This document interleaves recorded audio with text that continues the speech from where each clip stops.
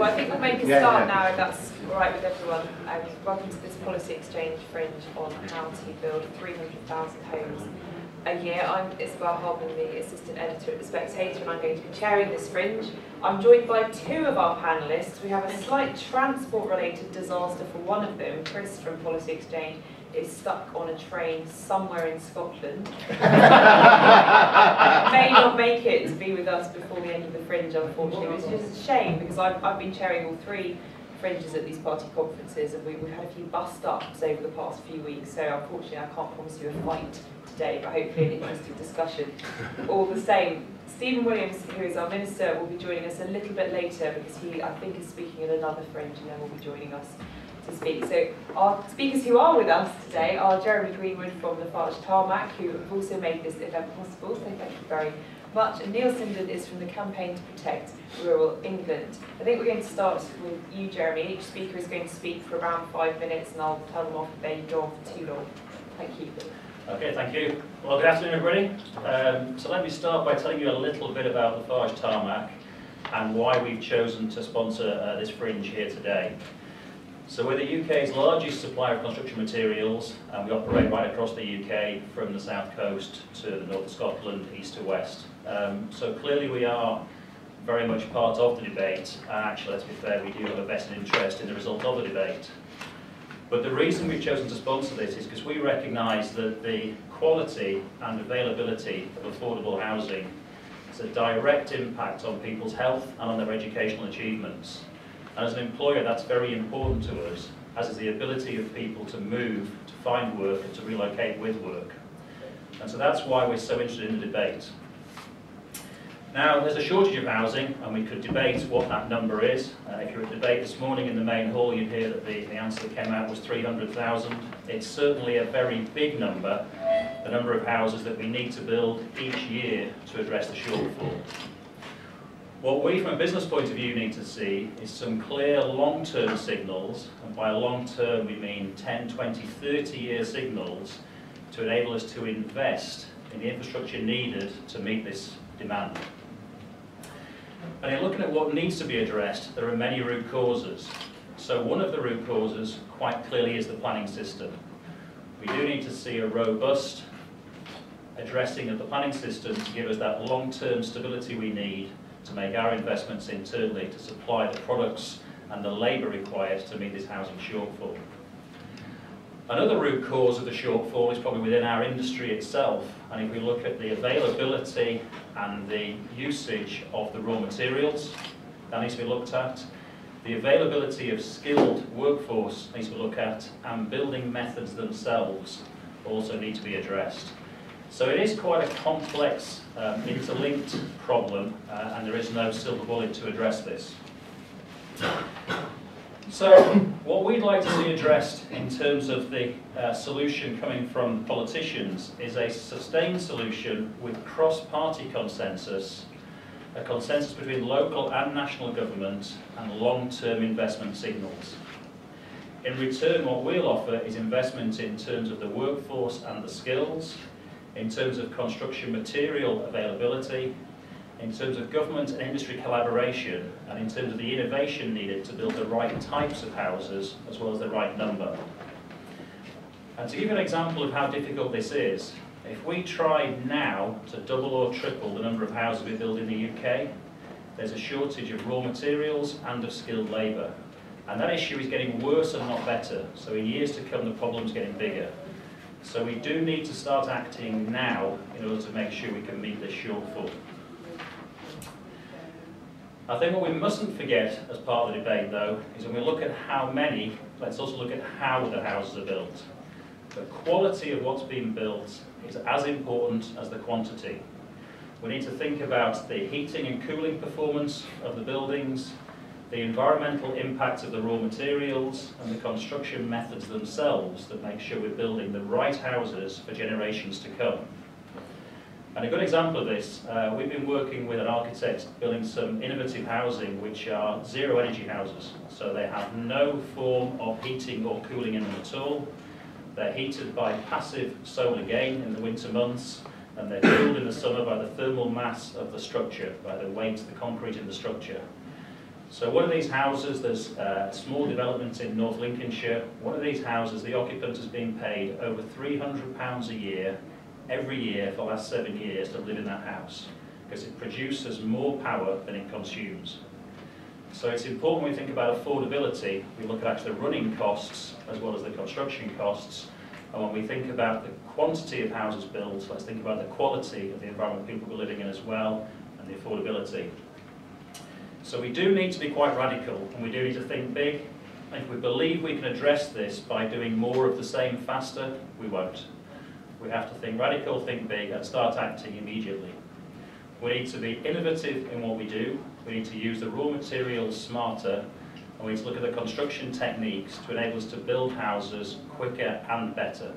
So it isn't a matter of how many, it's how many and the quality that's important. Thank you. Thank you very much, Jeremy. It's so useful to hear from the perspective of someone involved in the construction of the home. So often the debate about new housing is about the planning system and political will, but even if we manage to get the political will for new houses, it's not much good if you can't actually build them. So thank you for that. Well, Neil, it's now your turn to speak to us. Thank you as well. In the absence of my policy exchange colleague and having agreed with so much of what Jeremy said, there may not be much of a debate on the panel this afternoon, but I'm sure, knowing some of you in the audience, that I'll be challenged on some of the things I'm about to say. I couldn't agree more with Jeremy that this is an issue of quality as much as an issue of quantity. In terms of the question that we've been saying, can we ever build 300,000 homes? Well, I think the simple answer to that is yes, we can, and we have in the past, in the 50s and 60s. But the key issue that I would draw attention to from that period is over half of that housing that was delivered was social housing. Housing that was delivered as a result of public investment in the housing stock. And I think there's a critical question to ask, not just in relation to the capacity of the private sector at the moment, is have the politicians, as well as actually having the will to commit to numbers, have they got the will to commit finance to delivery moving forward? And I think that's a big question that we might want to come back to. Whatever my starting point and CPRE's starting point is, that we do have, and we accept that we have a desperate need to build many more homes in this country. Whatever the precise figure, I think there's no dispute about that, whether it's 200 or 300,000 homes. But to echo Jeremy's theme of quality, what we need to do is to give much more attention than we've been giving recently to the kind of housing that we're building and where that housing should go. CPRE is arguing very much for the right housing in the right places, and I think one of the risks with the current debate being focused on politicians out-competing each other over numbers and over delivery methods like garden cities or whatever, is that we lose a focus on location and quality, and that's critical. From our point of view, CPRE believes very much in the land use planning system and the role it can play in addressing both of these questions, the what and the where.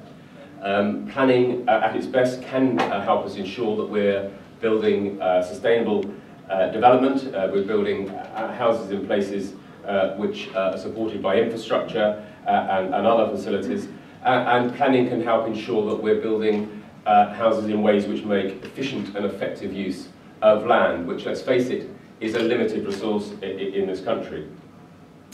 Planning can also help, but I think its role in doing this in recent years has been undermined significantly. But it can help in ensuring that we're building the kind of housing that we need, i.e. affordable, well-designed, energy-efficient homes, not necessarily everywhere detached 3-4 bed homes, identikit designs that leak energy, and I have to say will probably need to be torn down in 40 or 50 years' time because of that lack of quality.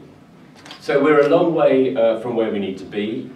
We would argue, and we've carried out recent research on this, that the planning framework is not fit for purpose. Too much greenfield land is being allocated, and we have, instead of a plan-led system, which all parties, again, are committed to, we now have a system of what we call planning by appeal. Latest figures that we've looked at suggest that something like 3/4 of all applications for large housing that go to appeal now are given approval by the inspectorate. largely as a result of the failure of local planning authorities either to have an up-to-date plan or for them to actually have a 5-year land supply in line with the requirements, rather onerous requirements, we would say, overly onerous requirements of the National Planning Policy Framework. But I think critically also we need to recognise that the housing market itself is broken. Apart from the problems of boom and bust and the problems that creates the supply chain, for the supply chain in housing, we, as I've said at the beginning, have seen too little investment in affordable social housing in recent years. And I have to say, too much power now in the hands of a half a dozen or so so-called volume house builders who control more than 2/3 of the output, the housing output in this country, and who in recent years, as a result of the relaxation of planning controls, have merely been able to increase their strategic land banks and to concentrate, and if you read their annual reports, to concentrate on delivering the higher value, higher margin homes that they say are needed, rather than the perhaps smaller, more affordable homes that I think is what we really need. So critically, as well as lacking, I think, the capacity within the house building sector to deliver many more homes, we believe that there is a lack of motivation as well, in that the volume house builders, of course, will only build as many homes as the market will sustain, and that is not necessarily going to equate with 300,000 homes a year. So in terms of solutions, to wrap up, we believe that we need a government that is committed to and supports the role of the planning system in determining where housing should go and what kind of housing is needed.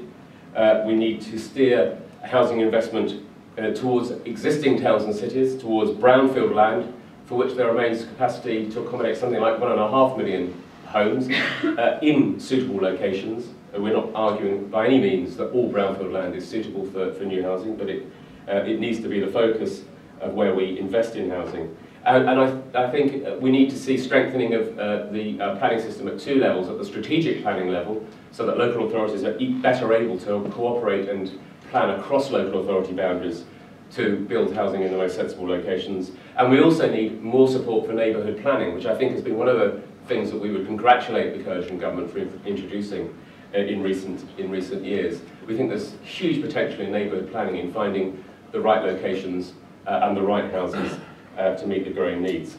So in conclusion, we're very pleased that housing has risen up the political agenda in recent months. We need, rather than obsessing with the question of how many houses we need to ensure that we get the right housing in the right places, and we need to do that crucially through a strengthened, more robust and more effective planning system. Thank you very much, Neil. Stephen will be joining us at 5:30, so I'm now going to open the floor to questions for the 2 panellists who are here. I'll take questions in groups of 3. We have a mic that's coming round as well, so we can hear. There's a guy there, and yep, he's got the mic now. Thank you. I'm Alistair Calder-McGregor. I'm the PPC for Calder Valley of Yorkshire. One of the problems that comes about with the system as it stands is that both brownfield and improvement to existing properties are subject to more punitive tax regimes than greenfield new properties. This causes an issue where properties that could be renovated or brownfield sites that could be built on are not as economically viable to do so as building on greenfield. Now, to me, this seems to be the wrong way round. We should be encouraging reuse of properties and reuse of land wherever possible. And I'd like to know what the 2 panellists respond on. 2 more questions. There's one up front here. Margaret Rowley, PPC for Mid Worcestershire, also a member of the Planning Committee on Wych Haven District Council. I've been trying to enthuse the parish councils in my ward to take up the challenge of a neighbourhood plan. They won't do so because they don't want any houses built anywhere in their villages. And the houses that do get built do tend to be 5 bedrooms, maybe 4 bedrooms, but certainly we're short of the social housing. So I would like to ask, how do we encourage people in the rural areas to embrace the idea of neighbourhood planning? I think I would add also that they are also concerned there are various landowners known to them in their areas, and they are also a little wary of favouring one land over another. So it is quite complex, and I'm afraid in my area neighbourhood planning isn't working. Thank you. Thank you. And just one more question, this guy right at the back. Yeah, you're looking at your hand, that's you. Yes, Stephen Joseph, Campaign for Transport. I just wondered what the two panellists made of the proposed homes along the reopened Oxford Cambridge railway line, and whether that marks a move away from the car-based development that we tended to see happen with a lot of recent housing firms. Okay. Thank you very much. Jeremy, why don't you go first? Okay, so I guess trying to run through all three questions. I mean, the first one in terms of use of brownfield land.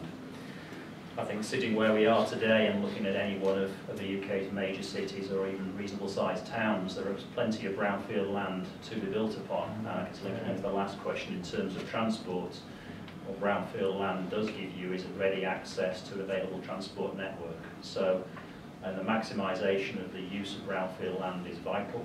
Whether there's sufficient brownfield land to meet all the demand is a different question, but as a sort of port of first call, it would seem to be the most obvious place to go. And suitable, well-built housing can be highly attractive on brownfield sites, and actually if you think of living close to urban centres, there are many attractions of that these days. In terms of the second part of that question was about renovation, and we shouldn't forget that. I said earlier about the energy efficiency of housing. It's very important we look at the existing housing stock as well as new housing.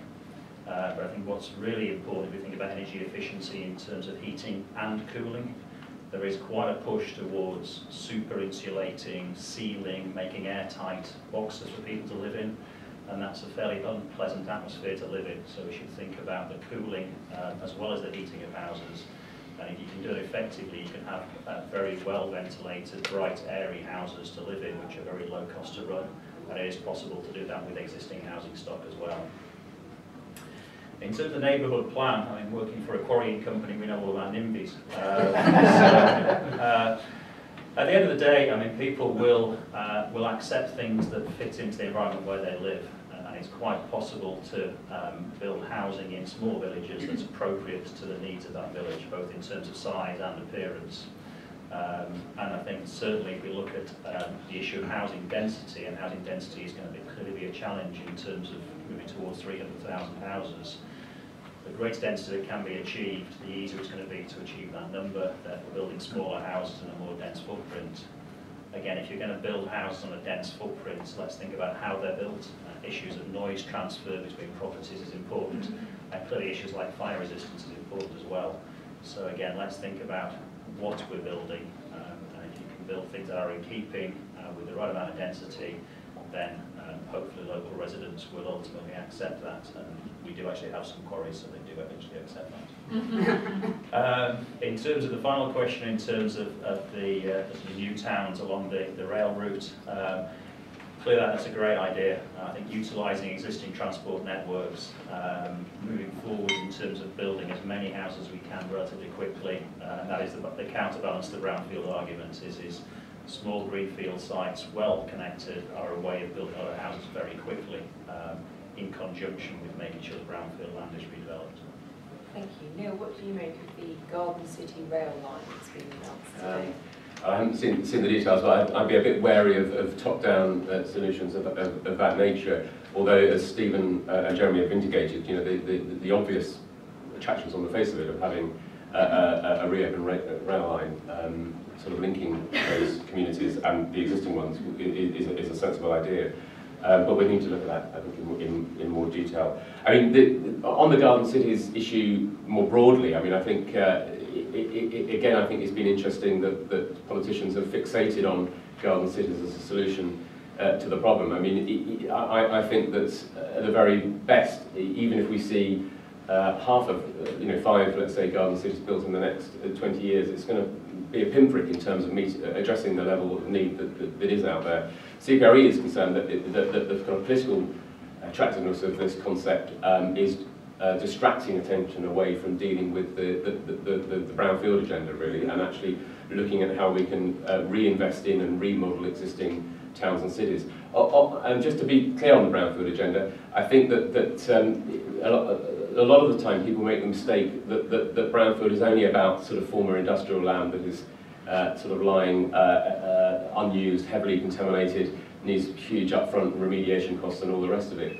Actually, whilst there is a lot of that kind of land, and a lot of that kind of land, many argue is in the wrong kind of place. It's not in the kind of highly pressured sort of southern regions. It's to be found more in the northern regions.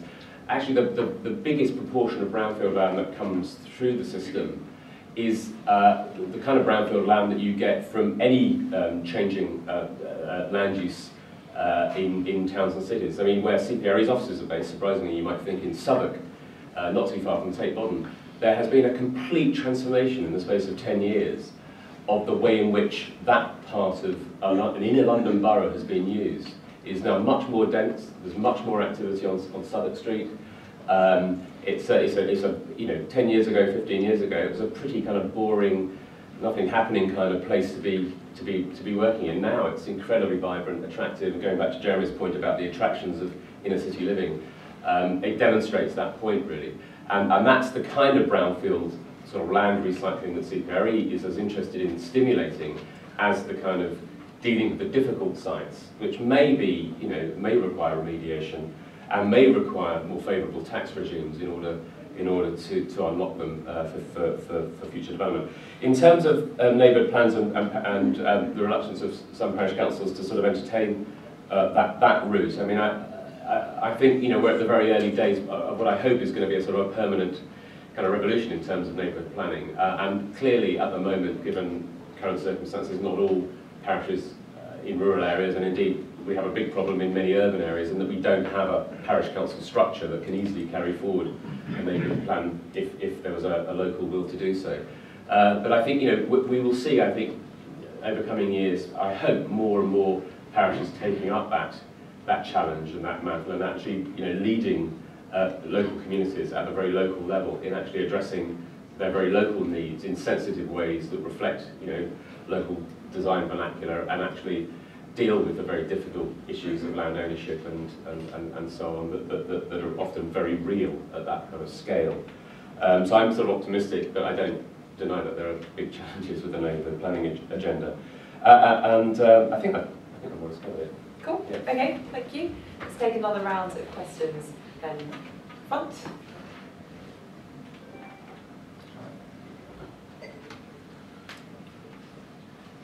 Hi, John Grout, based in Reading. What do the panellists feel about, as well as the housing issue, touching on the transport infrastructure that was raised last time round? One of the issues that we have in Reading is the conversion of offices. And we've got a town centre with, which has historically, the last few years, had a massive oversupply of office space, and we're seeing some transformation of that into residential space. But the problem is in the centre of Reading, we don't have things like schools that you would need to actually see that come through properly. And you can contrast that with something that happened where I was growing up, which is in South Cambridgeshire, where there was a plan to build a city the size of Ely just outside the village I grew up in, but with no plan for schools or for transport links. And I think they were going to build a single Tesco's, which would have done for the high streets of all the villages in the area. And I just wondered what the thinking was about, as well as all of these houses that need to be built, the other things like the schools and the hospitals that need to be built around that, not just the transport, but other things as well. Okay, thank you. 2 more questions. Got a woman at the back there in the red jacket.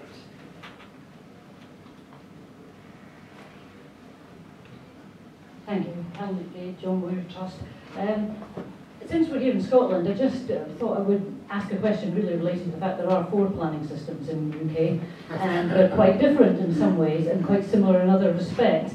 Neil was kind of shaking his head there, but I'll explain later what some of the significant differences are. Neighbourhood planning and localism is a very obvious one that is not current in Scotland, but one of the similarities is developers always say about the planning system, we need the planning system speeded up. So we've got 4 completely different systems, and developers always say it's planning that's stopping us producing all these houses in this case.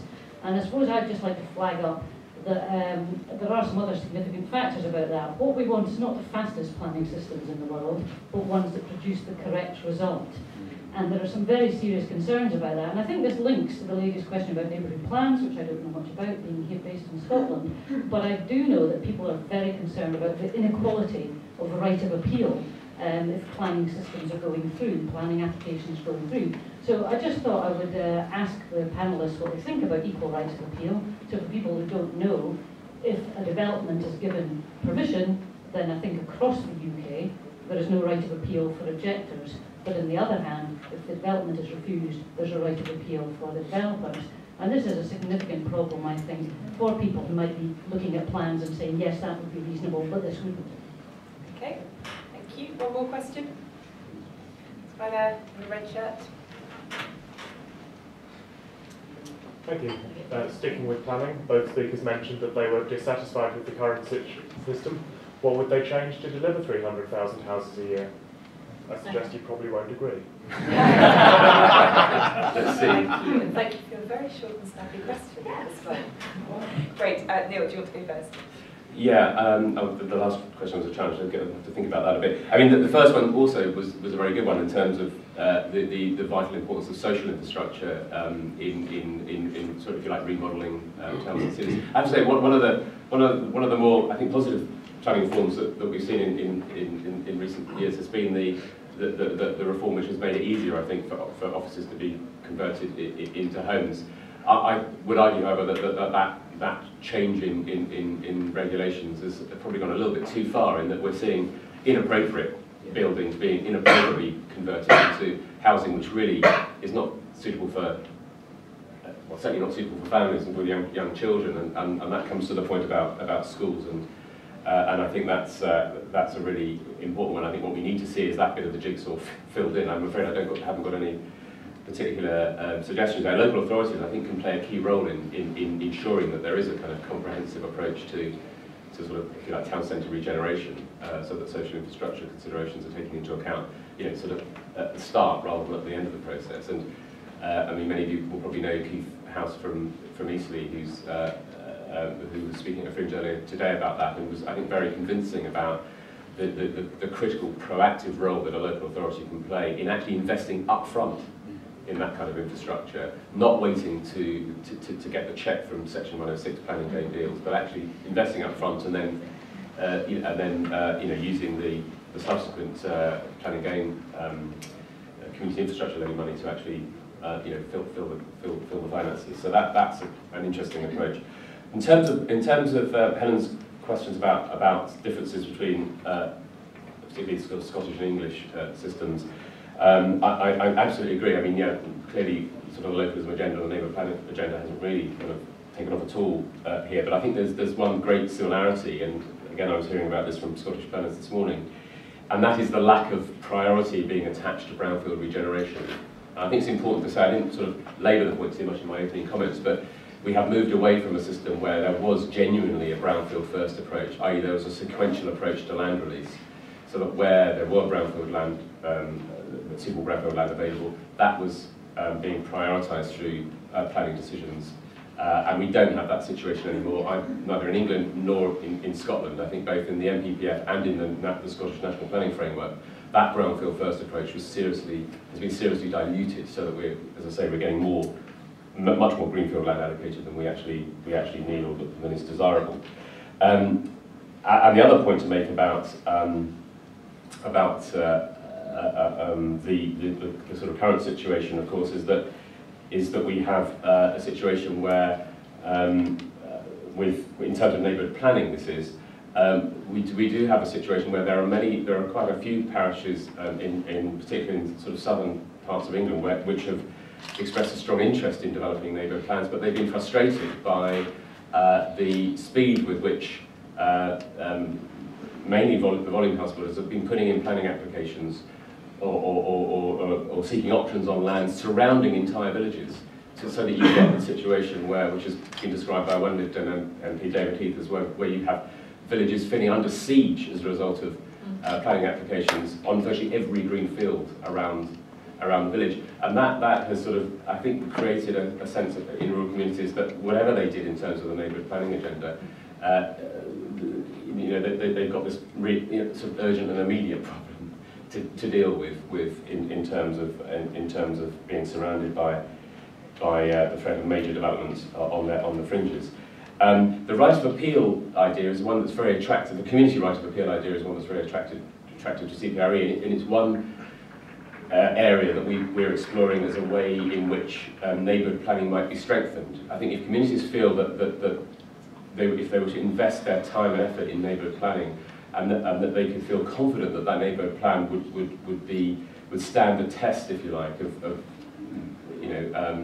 planning applications going to appeal, then that would help, I think, overcome some reluctance in some local communities to go down that route. And I think the community right of appeal against proposals that are in conflict with an emerging or an agreed neighbourhood plan might be a useful sort of backstop to reassure communities that it's worth investing, their time and their money in going down that road.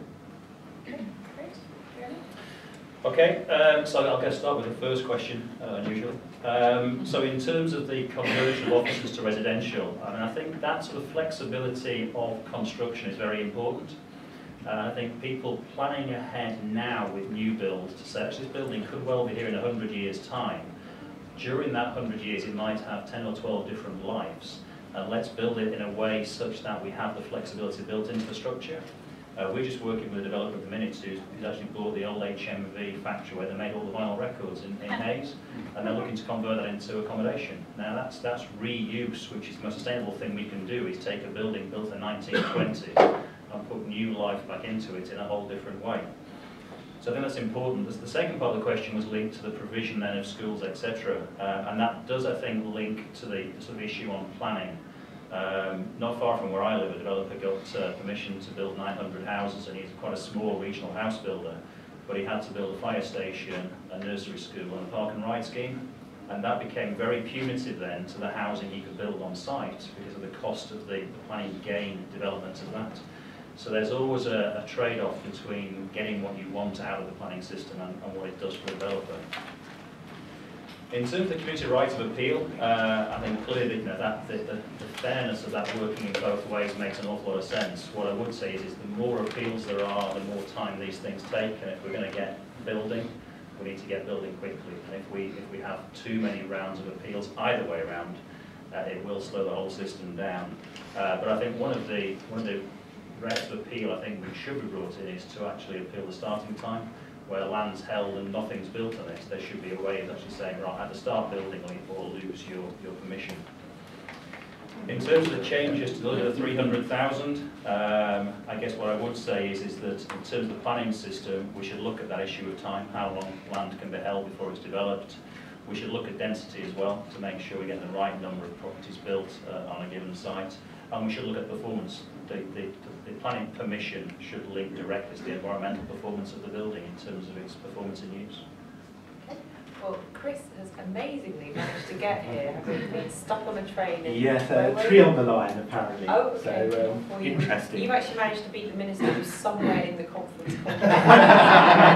Congratulations. I do try. If it's all right with you, we'll let you speak now. Of course, yeah, no, absolutely. So, just to say, yes, Britain can definitely build 300,000 homes a year, and it needs to. But last year, we only built 112,000, and that's close to the lowest level since the 1920s. And we're not going to get anywhere near to the 300,000, I think, by continuing as we are. I think there needs to be a much greater sense of urgency and ambition. So what is the 300,000? Well, 230,000 is from future household growth. But we've also got a backlog of about 1 million homes because we've not been building enough for about a generation, not pretty much in any year since 1980. And that's why house prices have been rising inexorably. It's why they're now around 10 times average earnings. It's also why a record number of young adults aged up to 35 are now living at home with mum and dad. There's now 2 million of them, and half because they cannot afford to buy or rent a place of their own, according to Shelter research. It's why first-time buyers are having to wait until they're 32 on average to buy their first home, and even then only with the help of Bank of Mum and Dad. So it really doesn't say very much for social mobility. Polling commissioned by the Wolfson Economics Prize showed that 72% of people agree that there is a serious shortage of housing in this country. So, how to get there? Well, first, let's just debunk some myths. The first myth is that we can only get to 300,000 through a large-scale council house building programme. Well, the private sector can manage 300,000, and indeed it did prior to the 1947 Town and Country Act. The second myth is that immigration is to blame, but only a quarter of the homes that we need to be building are due to immigration. So even if we close the borders tomorrow, we still wouldn't be building enough homes. The third myth is that building 300,000 homes means concreting over the countryside. But again, only 9% of land in Britain is currently built on, and that includes back gardens. So even if we built 300,000 homes a year for 20 years, that might take the 9% to 10.5% at most. So this isn't about concrete. There are a number of ways I think we can get to 300,000 homes a year. But the first thing is really important to recognise is that land permissioned for housing is scarce. But that, again, is not because land per se is scarce. It's because land for housing is being rationed through the planning system. This in turn means that land prices are sky high. And that's why house prices are sky high. In London, more than half the price of a house is from the price of land. Nationally, it's about a third. So it's a hefty chunk. It's why the new houses that we're building today are the meanest and the smallest in Europe, because, of course, for every scarce piece of land that's released by the planning system, we try to cram as many houses on it as we possibly can. What else? So generally, we need to get more land through the planning system and faster. What else can be done? Well, the first is new garden settlements. New settlements are important because they avoid all the trappings of unpopular sequential development. Local people object to the use of greenfields near to where they live or look out to, and of course they worry about the added burden that sequential development can place on their local schools and their local roads. So garden sitters move us fundamentally away from that sequential development problem by moving the city, somewhere else. The second is more self-build. Only 10% of the homes built in this country are self-built, and that compares to 45% in the US and more than 50% in Europe. So local authorities should have to release land for self-build for local people who wish to bid for it. Thankfully, the government has actually embraced this agenda, including an announcement at the budget for £150 million to support infrastructure to underpin that self-build and the self-build plots. Finally, just to say that development has to be by local consent. Neighbourhood plans and local referendums by majority voting should be the driving force of what gets built.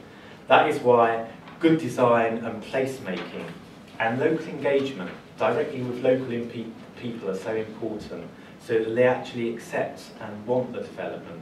We've got to shift people's attitudes to new development by making it visionary and something that people can point to in a positive way, like the great cities of the past, like Bath, for example, which was once, of course, countryside.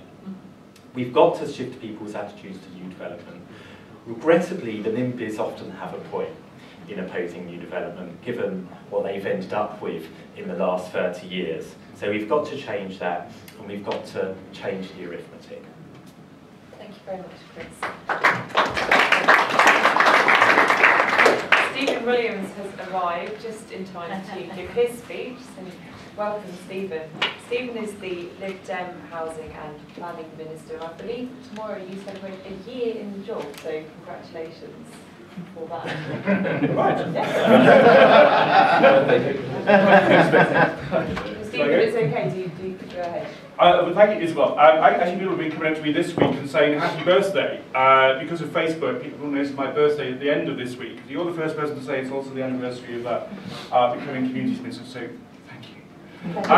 I'm sorry for being late and missing two of the contributions. I did hear all of yours. That's because there are two housing fringe meetings taking place in exactly the same time slot.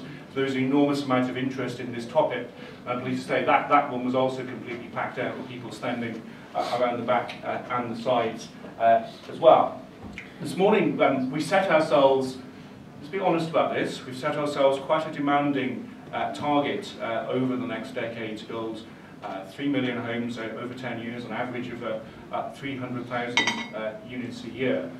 That is the fastest rate of house building since I was born in the late 1960s, and it's the fastest rate of house building since then. Since 1969 is the last time the country's built to that rate. For those of you who know your political and social history, housing was a big issue in the 40s, 50s and 60s when Macmillan and Gaitskell and then Wilson competed with each other as to how many housing units were built, and that drove up the volume.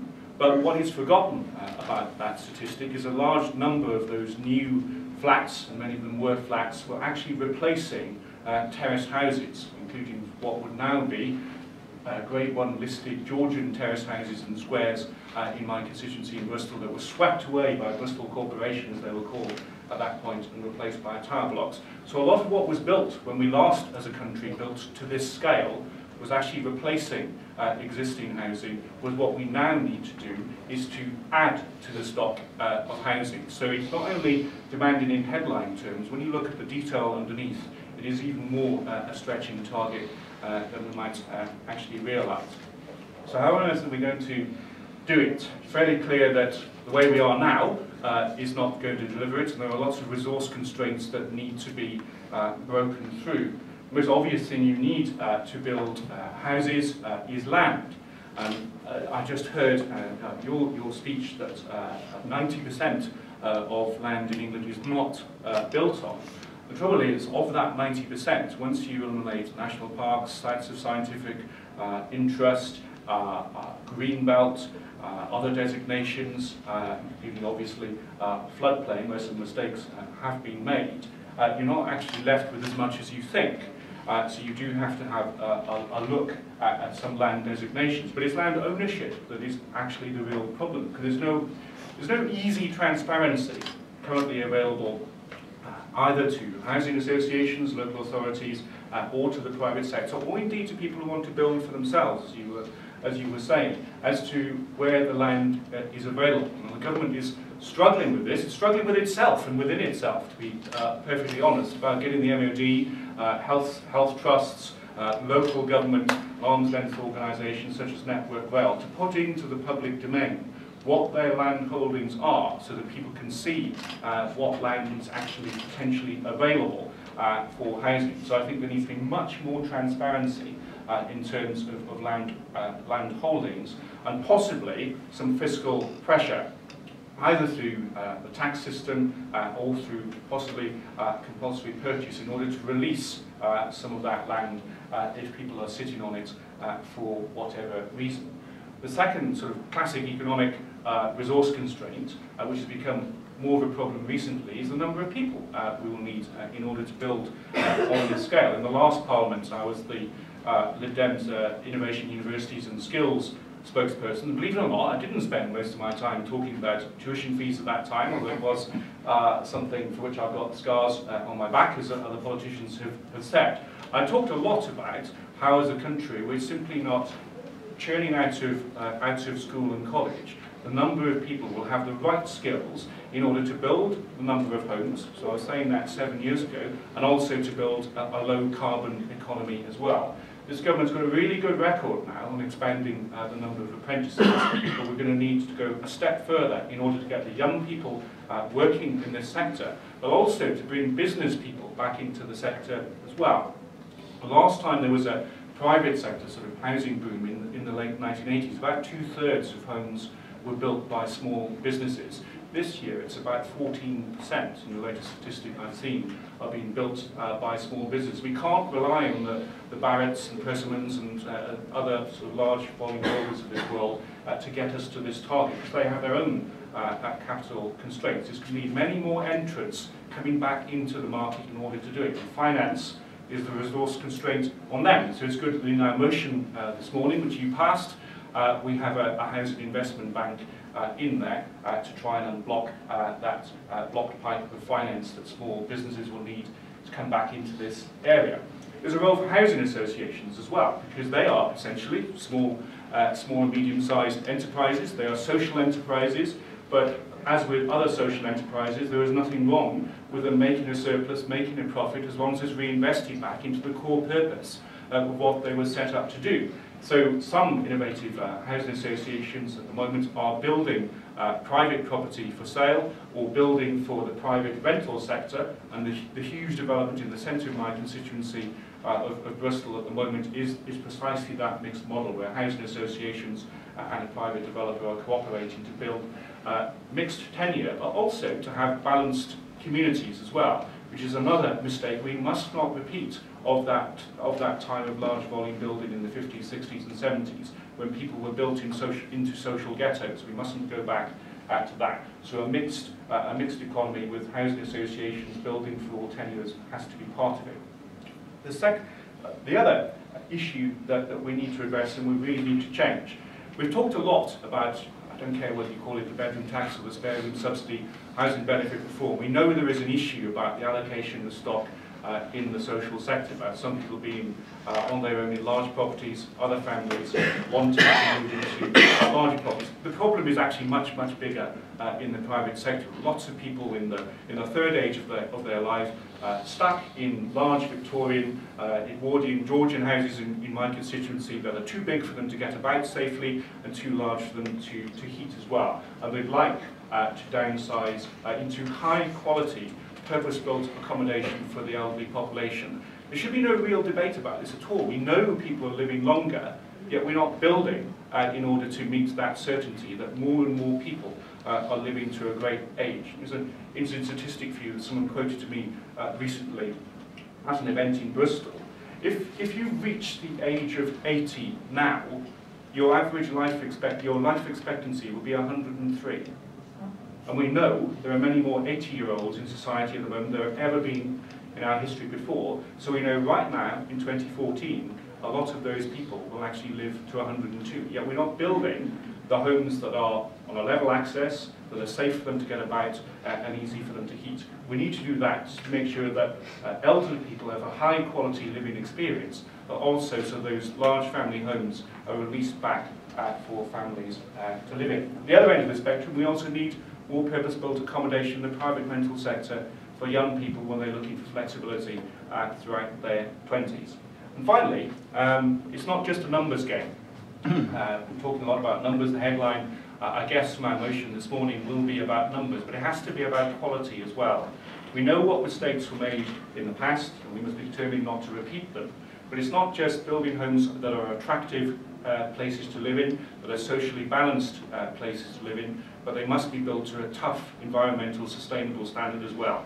And that's one of the things I'm proud of as a minister, delivering on your behalf, already tightened building regulations to make sure the homes are built to the highest possible standards. And from 2016, we'll go going another step further with zero carbon living. So there's lots to be proud of, but there's an awful lot of work for us to do to make sure we'll have more to be proud of to house the next generation in the next Parliament. Thank you. Great, thank you. Well, we now have some more time for questions from the floor. There's a guy in the white shirt. Is there?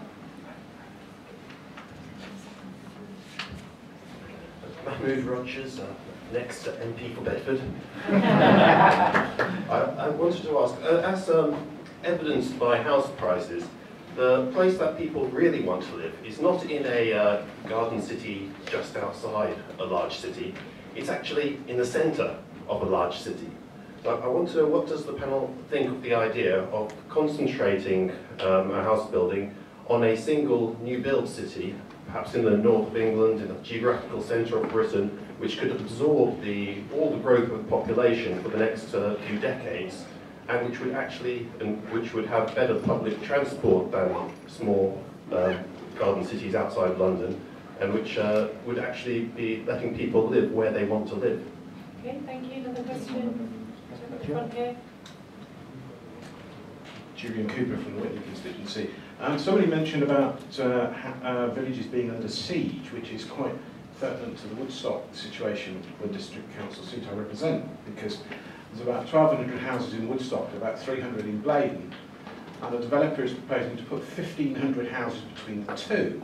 Now, part of the justification for this, and the Minister will partly know because I asked him at the Fringe meeting the other day, is that we've got land banking going on in West Oxfordshire. We've got 1,000 odd houses permitted on the edge of Witney, we've got another 100 houses on Brampton, 100 houses on the edge of Woodstock, a couple of hundred houses in Chipping Norton. These are not being built out, yet the officers are telling me that the advice from central government is, you can't count any of those because they're not being built. This is Alice in Wonderland. There ought to be something in the system to unlock some of these permissions that have already been given. Okay, thank you. One more. Hi. Sorry, you with a grey shirt on. Oh, I'll take you both.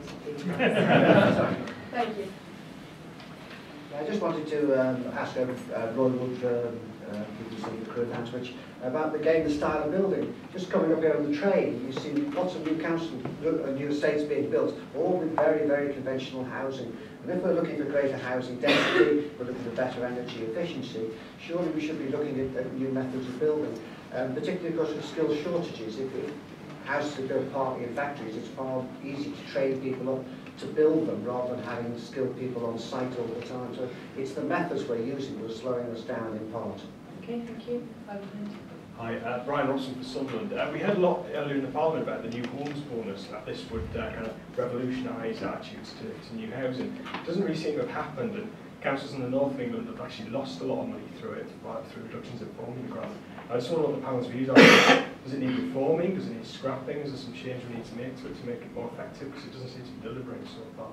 Thank you. Let's start with Chris. I believe the new homes bonus is a policy exchange idea, is that correct? Yeah, I think, yeah, I mean, the new homes bonus, I think in principle is a good idea, and the idea is that it fits with the localism agenda, and it's an incentive from central government to local authorities to allow new houses to be built by retaining their council tax receipts for X number of years. I think there are question marks about the incentives geographically, as you pointed out.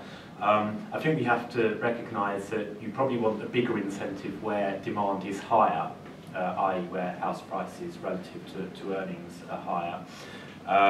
I think as well there's potentially a question mark about whether incentives are actually at the right level. So you've got the incentives for local authorities, but what about incentives for local people? And there's been some debate about direct compensation payments for people affected by development, and I think that's an idea that might be worth exploring too. Okay. Where to start? On new homes bonus, I mean, you know, one can understand the logic of what we just heard in terms of the design of that policy, but I think it's quite clear to CPRE that, you know, it's not working even in terms of its original intentions of unlocking and delivering more homes, or encouraging local authorities to be more positive in that direction. But we have fundamental concerns about the principle of new homes bonus, and indeed the principle of the idea that we just heard of compensating local communities for whatever loss of amenity they might suffer as a result of house building near them. Because it goes against the very fundamental principles of the planning system, which I think needs to take a long-term view in the interests of society as a whole as to how we use land in this country, which, as I say, is despite the kind of 9% figure, and so on, is actually a limited resource in this country, and a resource that is going to become only more valuable from an environmental point of view as we move into an era where we're having to deal more with the impacts of climate change, not just in terms of flooding, but in terms of using land better in order to sequester carbon and actually help us adapt to climate change generally. On the villages under siege thing, I mean, I think it's really good to have that illustration from Woodstock, because it's, you know, but it's very sad to say that is one of over 100 similar cases that CPRE is aware of up and down the country. And the point that you make about this in terms of land with planning permission, extant planning permission, not counting towards the 5-year land supply is a critical point. I mean, places, I think the LGA estimated that the volume house builders have at least enough land in there with planning permission to accommodate over 400,000 homes, and that's leaving aside the strategic land banks for which a large proportion of which hasn't yet been given even outline planning permission. So there is already a huge amount, to sort of nail this myth about land supply being the problem. There's a huge amount of land in the system. As I say, CPRE would argue much too much greenfield land. There's a huge amount of land in the system, and it's not being built out. And I just wanted to take the opportunity to respond to what was said earlier about house prices somehow indicating that not enough land is being brought forward.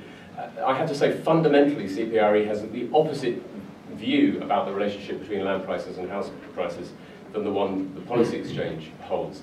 We believe that land prices are dictated by house prices, not the other way around. So the fact now, and the problem, and this illustrates the problem with the market, that the fact that we have now excessive levels of house prices in many highly pressured areas is really to do with the way in which housing has become, as I think was described yesterday evening at a similar fringe, the new currency in a way. It's seen as an investment, a tradable asset, not as a place for people to live. And that attitude towards housing, I'm afraid, is one that's going to have to be grappled with by future governments if we're going to get any kind of sanity back into the system. Okay, so I guess we'll start with the first question. I think it would be dangerous to say that people would sooner live in urban environments than in garden cities. I think different people live in different places. I think one of the challenges is transport, and I think being able to get to where you want to go quickly and efficiently is most important.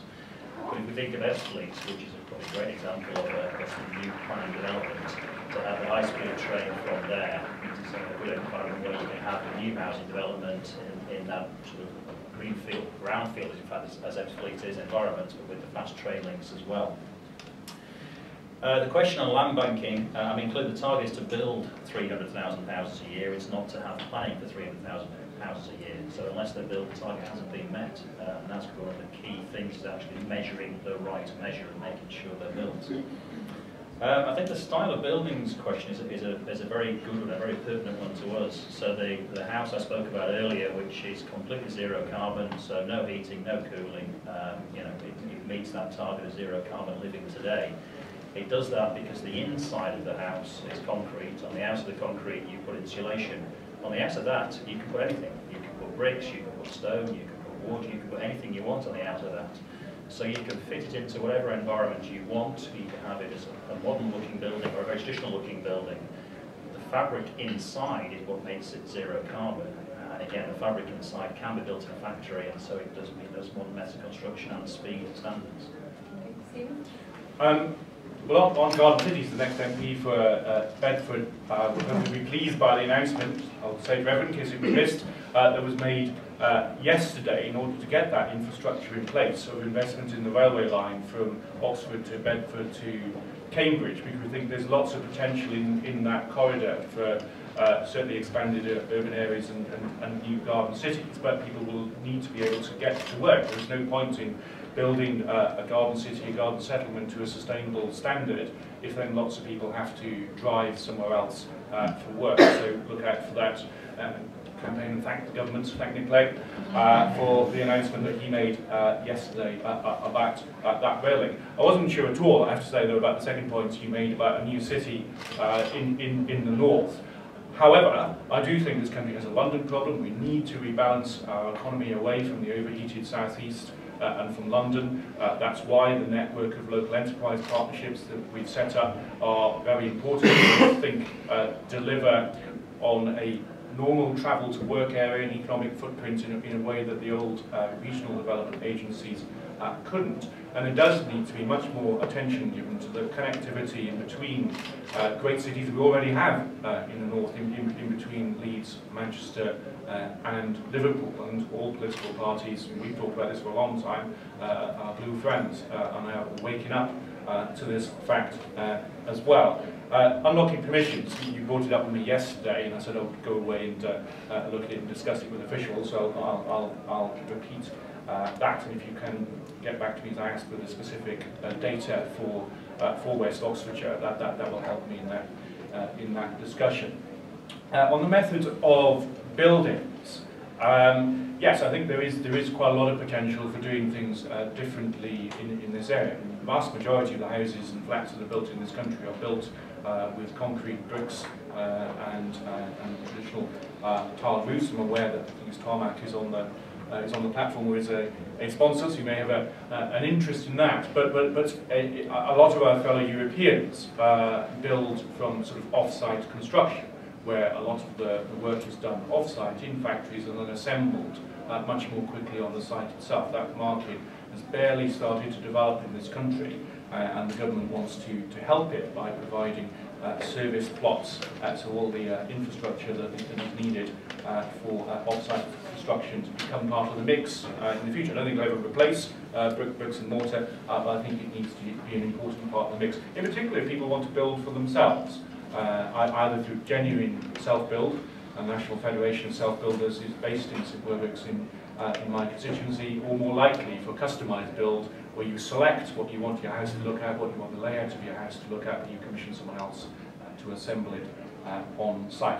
Now, on the New Homes Bonus, at our spring conference, I got in a lot of trouble for criticising the New Homes Bonus, which our blue friends are desperately attached to as a policy. But if you look at the distribution of where New Homes Bonus receipts have fallen and where they have not fallen, it's quite easy to see the correlation in between politics and that result. So that's why they're attached to it. Quite a lot of Lib Dem councils, though, are attached to it too. However, I personally don't think it's driven change on the ground. I think it's rewarded house building that possibly would have taken place anywhere, because broadly the receipts have fallen in areas of high economic growth and high demand for housing. So house builders would have sought permission and gone to build there anyway. I'm not sure that it has incentivised the system.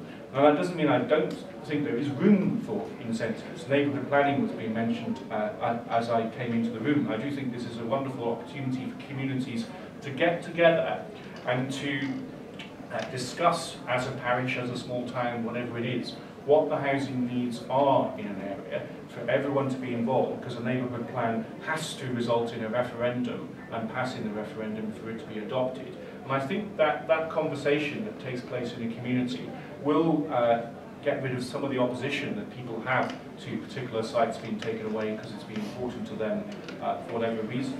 But if you have a neighbourhood plan and you allocate housing to a site within your neighbourhood plan, you get an uplift in the infrastructure levy receipts if your authority, if your unitary authority or your district charges it. So there is a financial reward in the system for neighbourhood planning, but that's very early days yet, so we don't know whether it will make a difference. But I have more confidence in that than I have in the New Homes Bonus.